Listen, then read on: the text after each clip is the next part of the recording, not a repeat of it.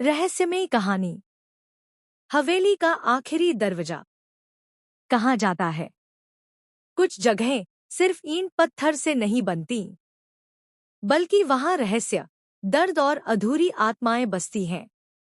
उत्तर भारत के एक छोटे से कस्बे के बाहर एक पुरानी हवेली खड़ी थी, खामोश, वीरान और समय से कटी हुई। लोग उसे खामोश हवेली कहते थे। दिन में वह बस एक जर्जर इमारत लगती, लेकिन रात होते ही उसकी दीवारें सांस लेने लगती। हवेली का बुलावा। रवि एक साधारण सा लड़का था, दिल्ली में पत्रकार, सच्चाई खोजने की जिद और डर से लगभग अनजान। एक दिन उसके अखबार के दफ्तर में एक बिना भेजने वाले का पत्र पहुंचा। लिफाफे पर बस एक लाइन लिखी थी, अगर सच जानने की हिम्मत है तो खामोश हवेली आओ। अंदर कोई नाम नहीं, कोई पता नहीं, सिर्फ एक पुरानी तस्वीर।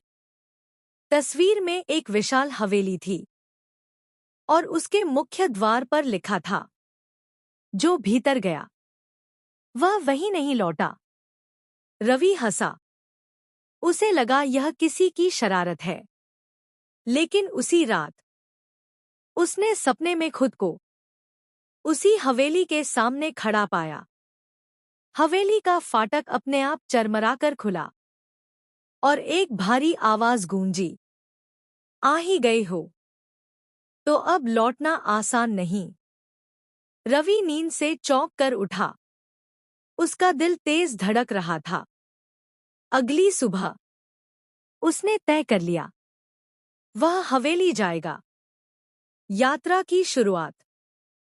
कस्बे में पहुंचते ही लोगों की आंखों में डर साफ दिख रहा था।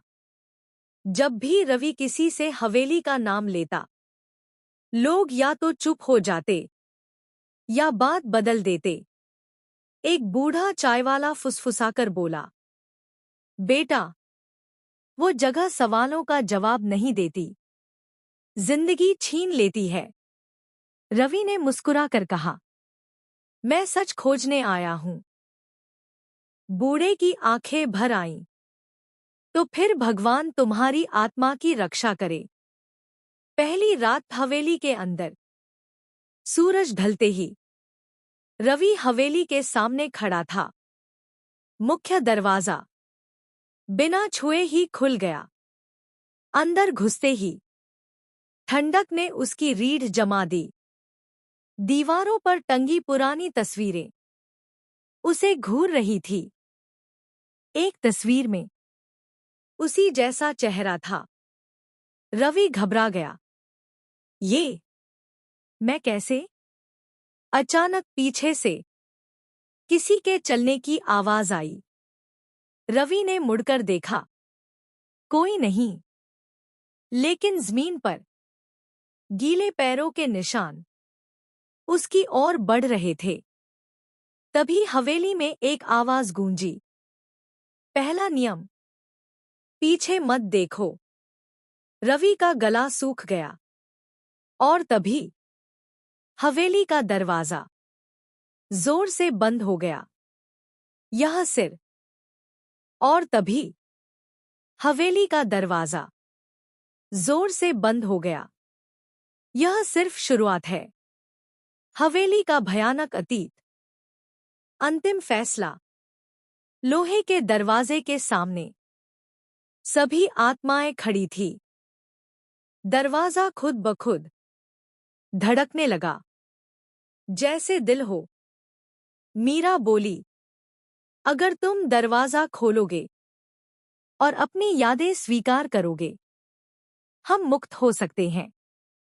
और मैं, तुम हवेली का हिस्सा बन जाओगे। रवि ने आंखें बंद की। उसने पहली बार डर से भागना नहीं चुना। उसने दरवाजे को खोल दिया। चीखों की मुक्ति। तेज रोशनी फैली। हवेली कांप उठी। एक एक कर आत्माएं रोती हंसती। रोशनी में घुल गई। मीरा ने आखिरी बार रवि की ओर देखा। धन्यवाद। सुबह सूरज उगा। हवेली खंडहर बन चुकी थी। पास की सड़क पर एक आदमी खड़ा था, भ्रमित, शांत। विकास। रवि कहाँ है? किसी ने पूछा। विकास ने हवेली की ओर देखा। वो अब सच का पहरेदार है। हवेली अब खंडहर बन चुकी थी। ईंटें टूटी थी, दीवारें गिरी हुई थी, लेकिन हवा में अब भी एक अनकही मौजूदगी थी। लोग कहते थे, उस रात के बाद कस्बे में डर कम हो गया, पर पूरी तरह खत्म नहीं हुआ। रवि कहाँ है? सरकारी रिकॉर्ड में रवि लापता घोषित कर दिया गया।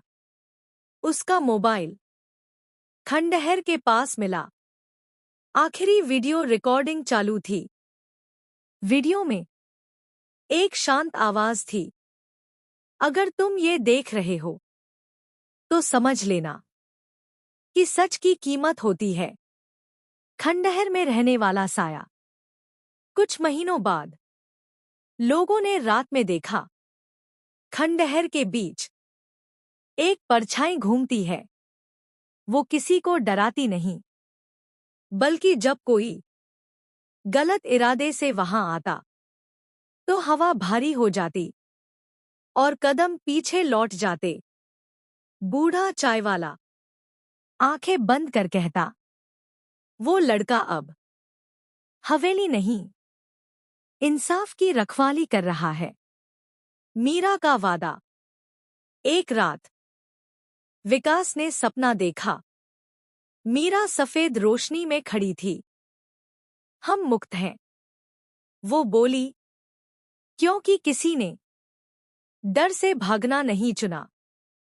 रवि? विकास ने पूछा। मीरा मुस्कुराई।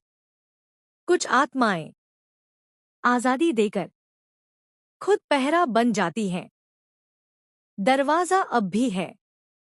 खंडहर में अब कोई दरवाजा नहीं दिखता, लेकिन जो इंसान अंधे लालच, झूठ या बुरी नियत के साथ वहां जाता है, वो एक आवाज सुनता है, तैयार हो सच की कीमत चुकाने के लिए। और उसके बाद वो कभी वही इंसान नहीं रहता। कहानी का सार। डर से भागने वाला जिंदा रहता है, लेकिन अधूरा। सच स्वीकार करने वाला खुद मिट जाता है, लेकिन सबको मुक्त कर देता है। अगर आपको यह कहानी पसंद आई हो, तो वीडियो को लाइक जरूर करें।